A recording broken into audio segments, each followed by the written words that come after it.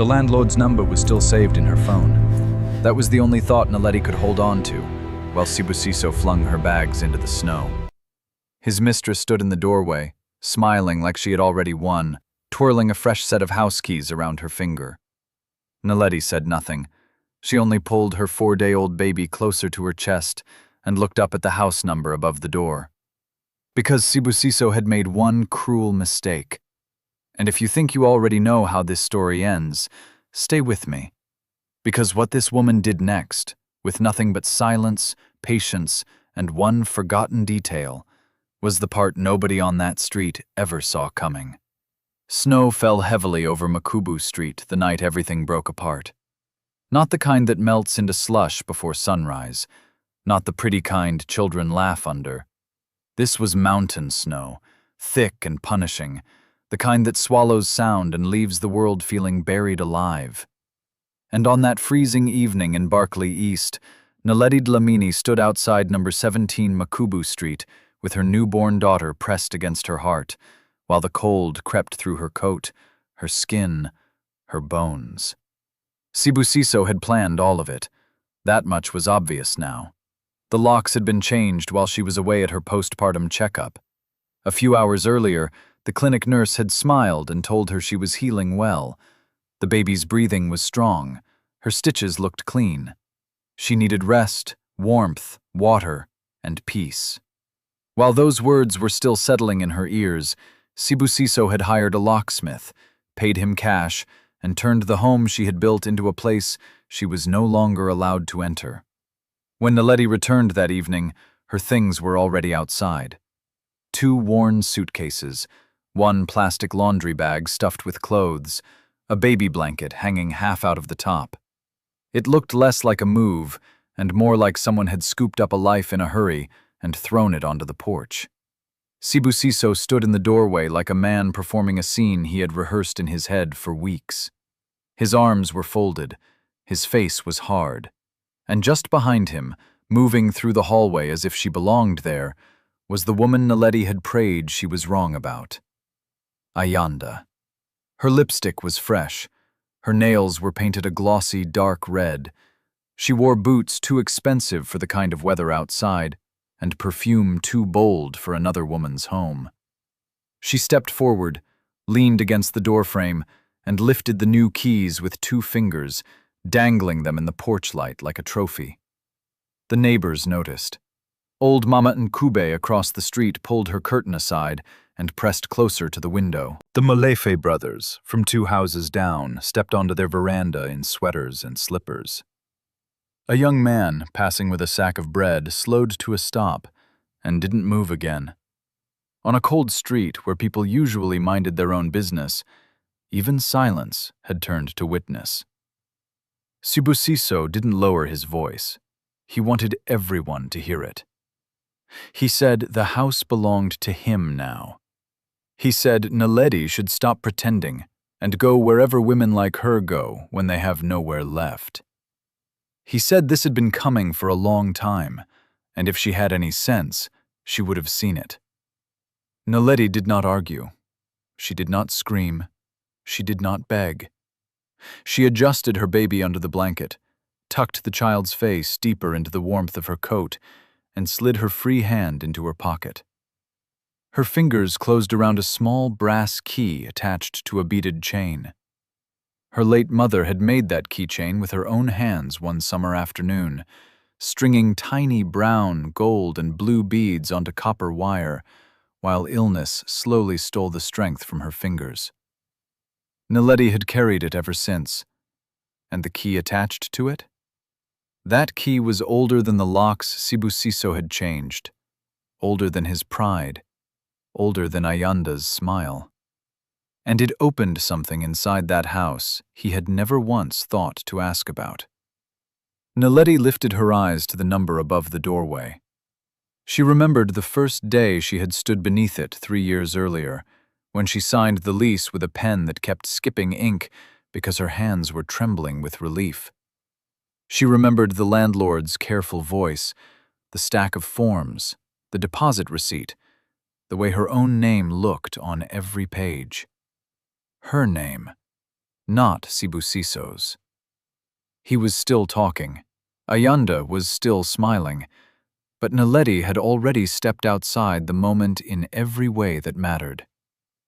She picked up one suitcase, then the other, walked slowly to the bus bench at the end of the street, brushed the snow off with her sleeve, sat down, held her baby closer.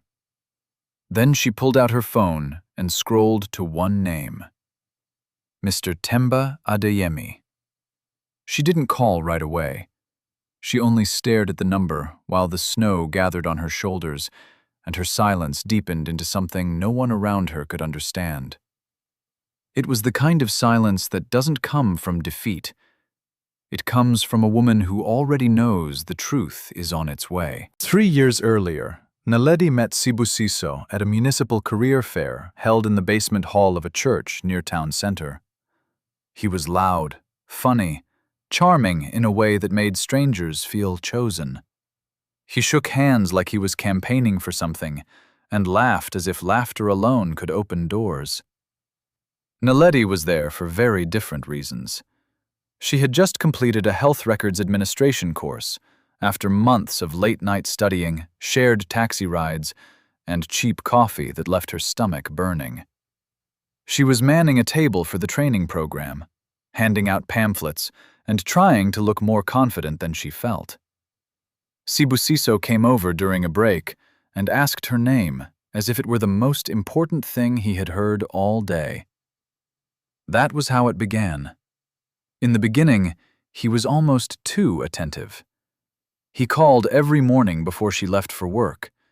He remembered what tea she liked. He showed up exactly when he said he would. He carried market bags without being asked. He complimented the little things most people miss: a new braid pattern, a different scarf, the way she arranged flowers in a jar, even when the flowers were half wilted. He made consistency feel like love. 11 months later, they were married in a small ceremony in his aunt's backyard. Naledi wore her mother's earrings. Her bouquet came from a roadside florist because she said beauty didn't have to be expensive to matter. Sibusiso cried during the vows.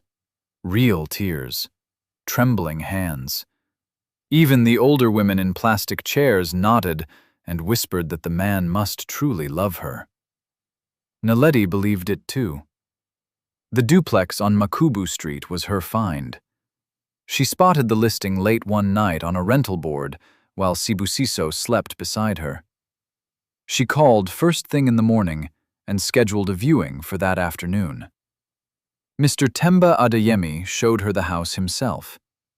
He was a tall man in his 60s, with silver at his temples, polished shoes, and the patient manner of someone who didn't waste words. He walked her through every room, showed her the fuse box, tested the taps, explained the lease in simple language, told her he preferred tenants who respected a home rather than simply occupied it. Naledi liked him immediately. She signed that same day. The lease was in her name. The deposit, 18,000 rand, came from her savings. Months of skipped lunches, weekend overtime, 100 quiet sacrifices nobody saw. Sibusiso had meant to add his name later. Next month, he said. Then the month after. Then, somehow, it never happened. Naledi never pushed. They were married. They were building a life. She thought trust made paperwork less important. For a while, it seemed she was right. The first year of marriage held together well enough. Sibusiso found steady work in a distribution warehouse outside town. Naledi worked in medical billing.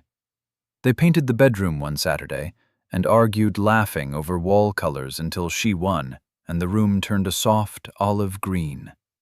They forgot to wash the brushes because they were too busy teasing each other in the kitchen. But somewhere in the second year, the shape of the marriage changed. Not all at once, not dramatically. It was quieter than that. A delay here, an excuse there. a look that stayed too blank for too long. The kind of change that slips in like damp through a wall until one day the whole room smells wrong and you don't know when it started. Sibusiso began spending more nights at his sister's house. At first it was once a week, then 2, then almost every other evening. He said his sister, Nomsa, was going through a difficult season. He said family must stand together. He said Naledi, of all people, should understand loyalty. Naledi said little, but she noticed everything. Nomsa had never truly liked her. She had smiled at the wedding, embraced her in front of people, called her sister with a sweetness too polished to trust. But there had always been something measuring in her eyes, something cool and suspicious.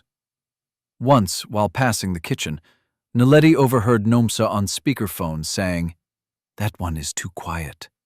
Women who stay that quiet are either hiding something or waiting for the right time to strike." Naledi kept walking. She didn't confront her, but she remembered. Later came the signs. One evening, Sibusiso came home smelling of expensive perfume no one in their house wore. He said a female co-worker had hugged everyone at a birthday gathering. A week later, a watch appeared on his wrist that his warehouse salary could not explain. He said he got a discount from a friend. Naledi looked at the watch, then at him, then back to the laundry basket in her lap. She said nothing, but the memory went where all the others went, into the quiet place inside her, where facts waited without fading. The truth came 2 months before the baby was due. Naledi woke at just after 2 in the morning. The television was whispering from the lounge. Blue light spilled across the kitchen tiles. Sibusiso's second phone, the one he thought she had never noticed, lay on the counter with its screen unlocked. He had fallen asleep on the couch, one arm over his face, mouth slightly open, breathing with the peace of a man who believed himself safe. Naledi stood in the kitchen doorway for a long moment before stepping forward. Then she picked up the phone. 6 months of messages between Sibusiso and Ayanda. Pet names, private jokes, pictures Naledi wished she had never seen. Plans, timelines, furniture ideas, rental lists. And then the message that made her hand go cold. Ayanda had written, "When are you finally putting her out?" Sibusiso replied, "After the baby comes. She'll be too weak and too tired to fight. That's when." Naledi kept scrolling. Then she found the group chat. 3 names. Sibusiso, Ayanda, Nomsa. His own sister had been helping, encouraging, advising, timing everything. One message from Nomsa said, "Once the child comes, don't delay. That is your window. Move fast before she settles." Ayanda responded with laughing emojis. Sibusiso sent a thumbs up. Naledi stood in that kitchen with her heart beating hard, but her face dry. Not because it hurt less, because sometimes betrayal cuts so cleanly that tears arrive later, if they arrive at all. She placed the phone on the counter, then lifted her own phone and began taking photos. One message after another, every name, every date, every word. She took 49 screenshots. Then she returned the phone to the exact angle she had found it in and went back to bed. She did not sleep. She stared at the ceiling and let the truth settle inside her, bone by bone. 2 days later, driving home from the pharmacy, she passed Nomsa's house and saw Sibusiso's car outside.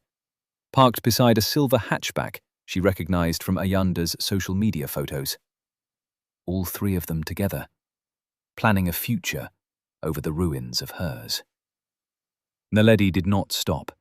She drove home, parked, turned off the engine, sat in silence. Then opened the glove compartment and took out the manila folder that held the original lease. Her name, her signature, her deposit receipt. Every page, hers. She ran her thumb over the top sheet and whispered something so softly it barely disturbed the air. Whatever she said in that parked car that afternoon settled something deep enough inside her that nothing after it could shake loose. She returned the folder to the glove compartment, locked the car, and went inside to start dinner. The next morning, Naledi called her cousin Zanele from outside a grocery shop. She told her everything. Not dramatically, not tearfully, like a woman reading evidence into a file. Names, messages, dates, screenshots, patterns. When she finished, Zanele was quiet for a long time. Then she asked, "What do you need from me?" Naledi answered, "Not anger, a plan." Over the following weeks, Naledi lived like a woman preparing a foundation no one else could see. During lunch breaks, she visited a legal aid office. A young attorney with tired eyes and a crowded desk confirmed what she already suspected. The lease belonged solely to her. Sibusiso was not a co-tenant, not a co-signer, not even a legal occupant in his own right. He had only ever been there because she allowed it. If she revoked that permission, he had no standing. Ayanda had none at all. Naledi nodded. She didn't need to ask twice. She divided her life into two silent categories. What mattered went to Zanele's flat. Documents, IDs, the lease, bank records, screenshots, prenatal papers, emergency cash. What didn't matter stayed exactly where Sibusiso expected it. She did not pack visibly. She did not rearrange rooms. She did not tip her hand. She cooked his meals, asked him about work, smiled when he lied about where he had been, listened when he invented stories about helping Nomsa fix taps and carry groceries and sit with relatives who, by now, probably didn't even know he had used them as excuses. She made him comfortable, and comfort made him careless. One afternoon, she answered a call from Nomsa. Instead of coldness, Naledi asked politely about her health, asked whether the cold weather was bothering her joints, asked for the recipe to the pumpkin fritters everyone praised at family gatherings. Nomsa fell quiet on the other end. A kindness she had not earned unsettled her more than anger would have. She promised to send the recipe. She never did. But after hanging up, she sat staring at her own wall for a long time, disturbed by the strange dignity of a woman she had tried to reduce.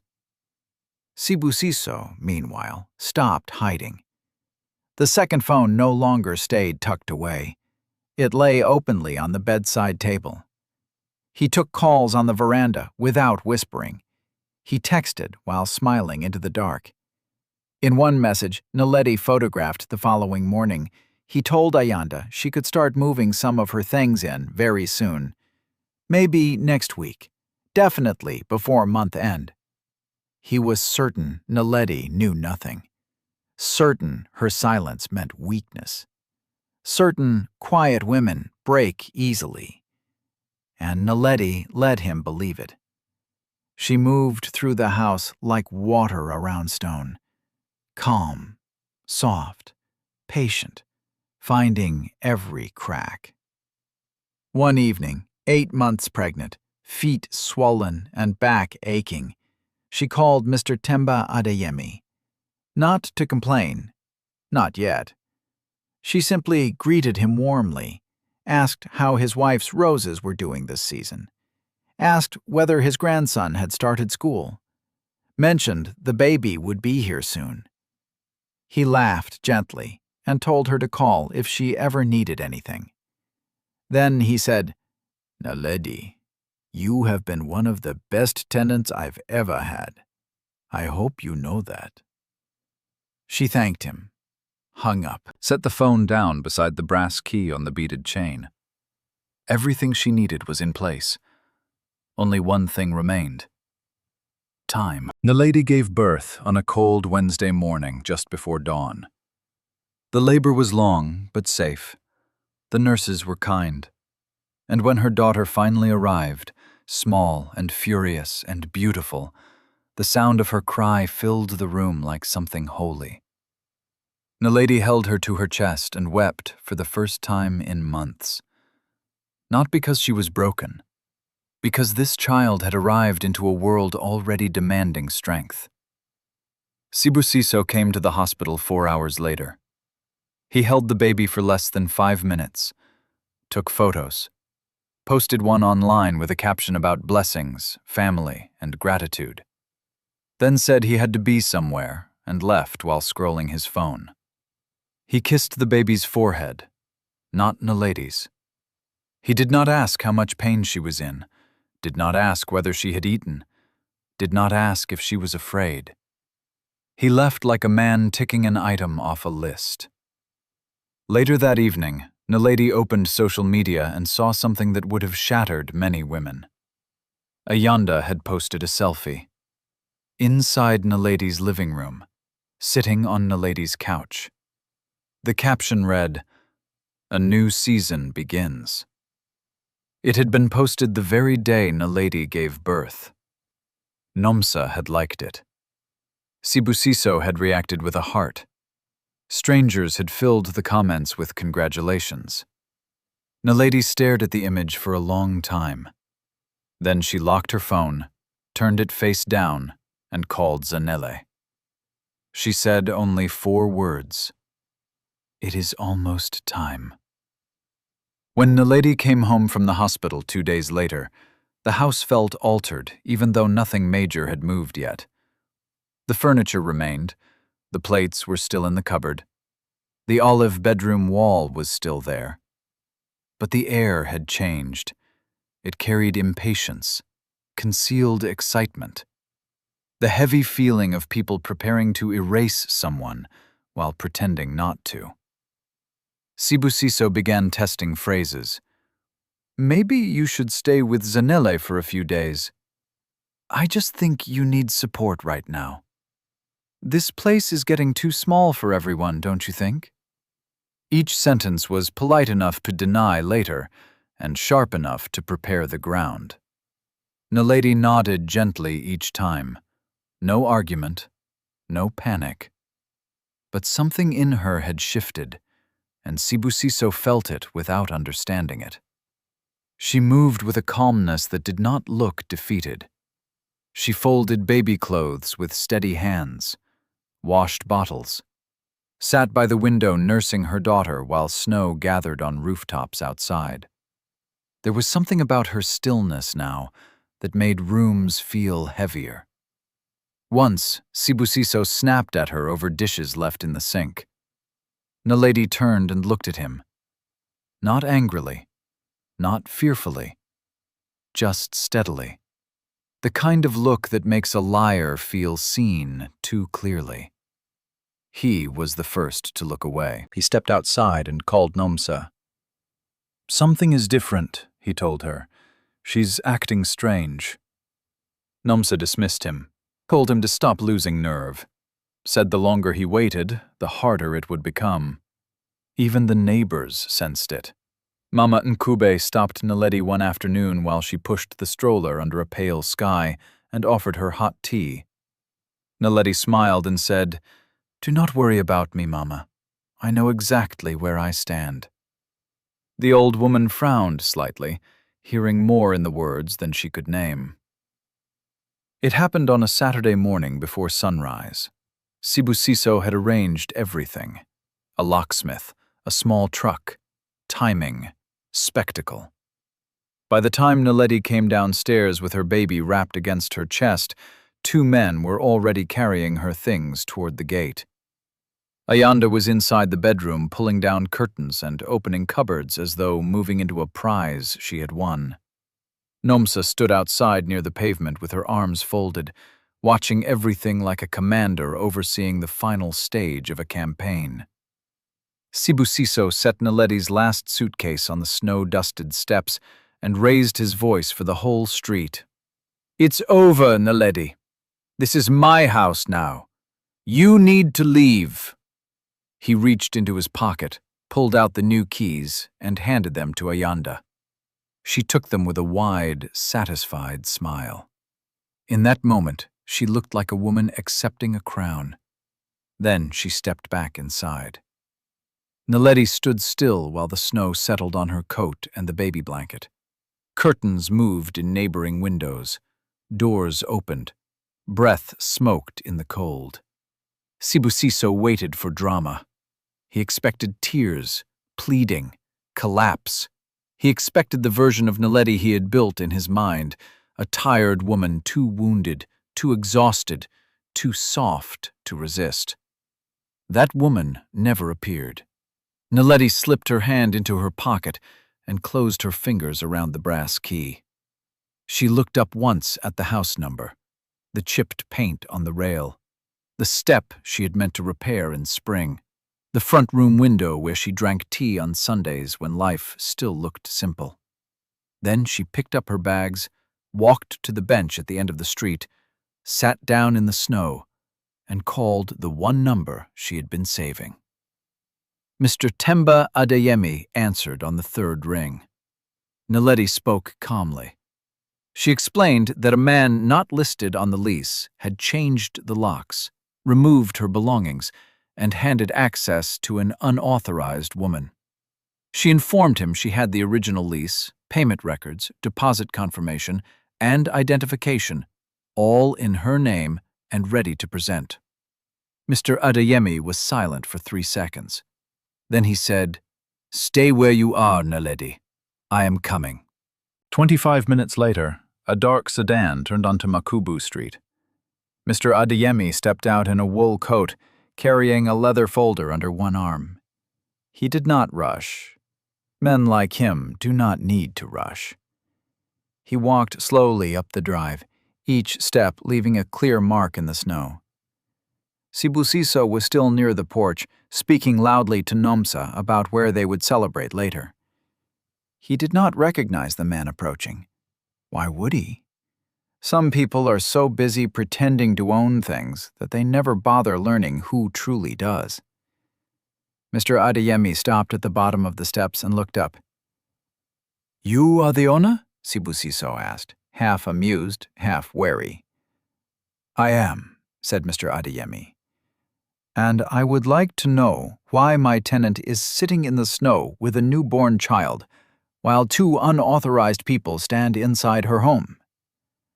Silence slammed across the street. Nomsa's arms dropped to her sides. Ayanda appeared behind the window, keys still in her hand. Sibusiso's face changed. Mr. Adeyemi opened the folder. His voice remained calm, but every word landed like stone. He stated that the lease for number 17 Makubu Street had been signed 3 years earlier by one person, Naledi Dlamini. The deposit had been paid by Naledi Dlamini. Every rental payment for 36 months had come from the same account, belonging to Naledi Dlamini. Sibusiso's name did not appear on the lease, did not appear on the deposit receipt, did not appear on a single payment record. Legally, he was only there because the leaseholder had allowed him to be.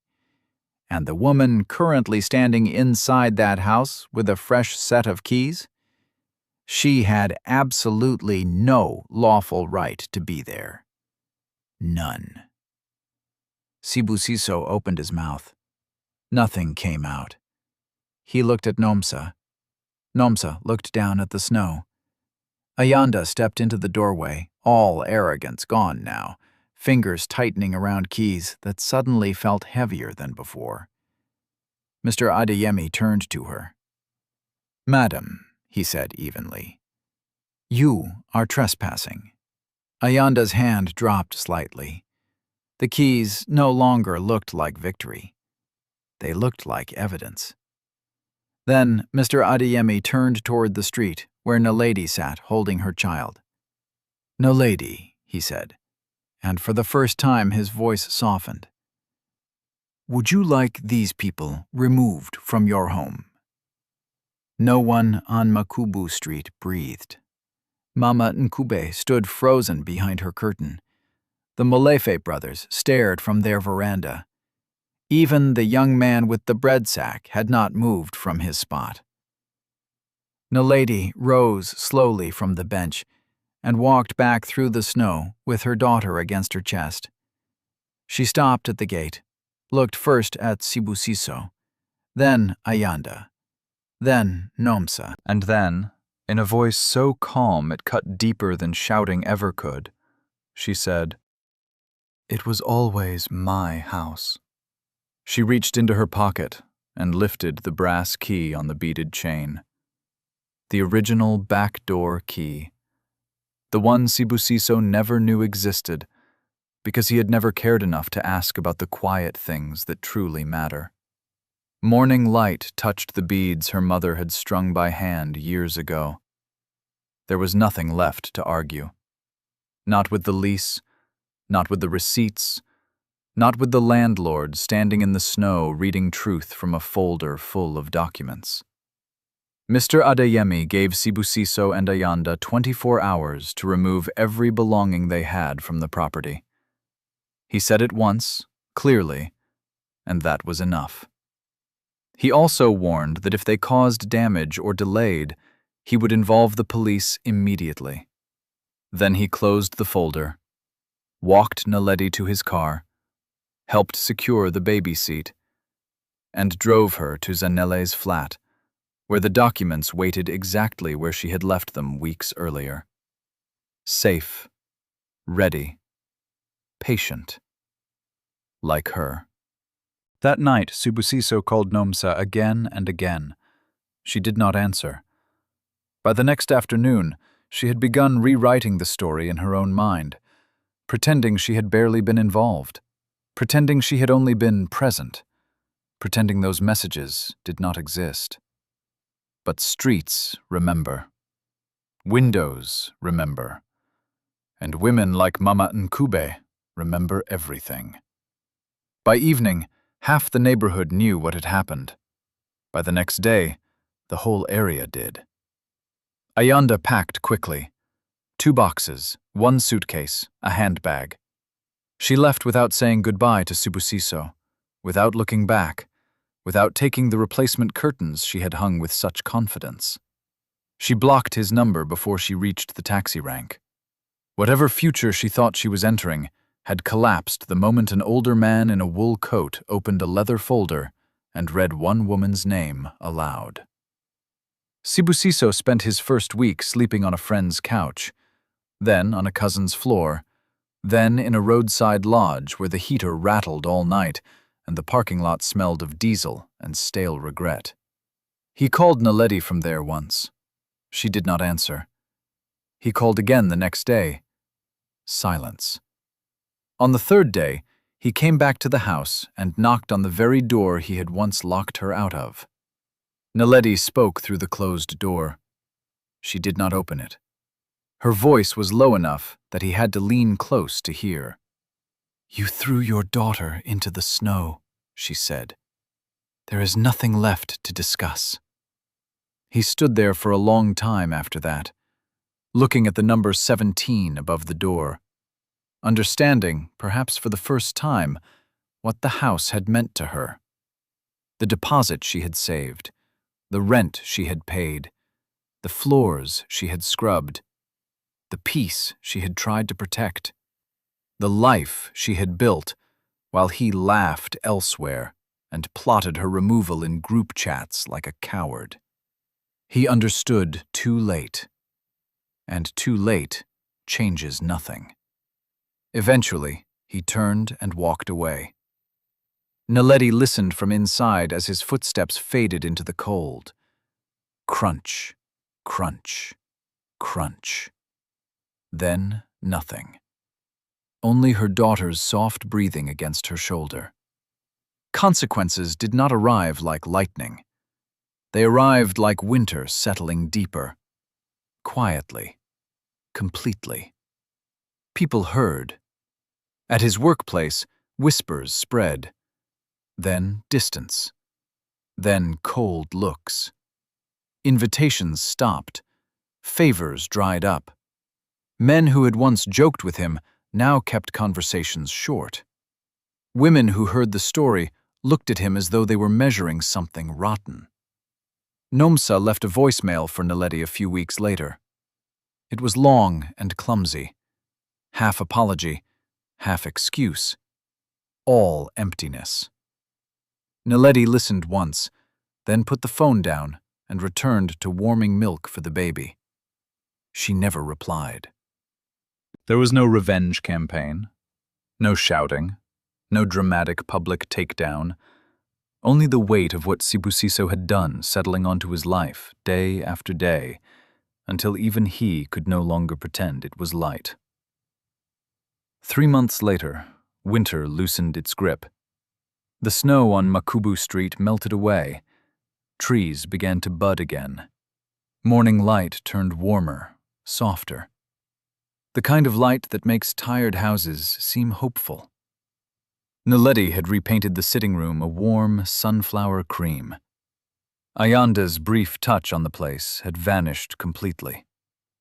The baby's crib stood near the window where early light poured in each morning. A woven rug in deep rust and gold lay across the floor, a gift from Zanele, who called it a blessing for the house reclaiming itself. The brass key on the beaded chain now hung on a hook beside the front door. Not hidden, not clenched in fear, just there, in plain sight, catching light whenever the door opened.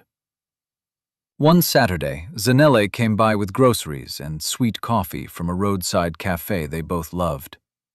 They sat on the veranda while the baby slept inside with the window slightly open. Naledi looked down the street. Mama Nkube pulling weeds from her flower bed. Children racing old bicycles. A man passing with 2 dogs instead of 1. Life moving as it does, after people think they have ended you. Naledi was not the same woman who had sat in the snow that night. She was quieter now, but it was a different kind of quiet.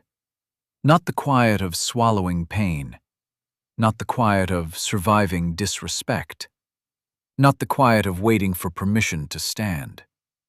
This was the quiet that comes when a woman no longer needs anyone to confirm her strength because she has already lived through the proof of it. She glanced up at the house number, and this time she smiled. Inside, her daughter made a small sound from the crib. Not a cry, more like a question. Naledi set down her cup and went inside. The door opened. The beaded keychain swayed once in the sunlight. She lifted her daughter into her arms and stood by the window while golden morning spread across the room. Some women shout so the world will hear them, and some women speak softly once and change everything.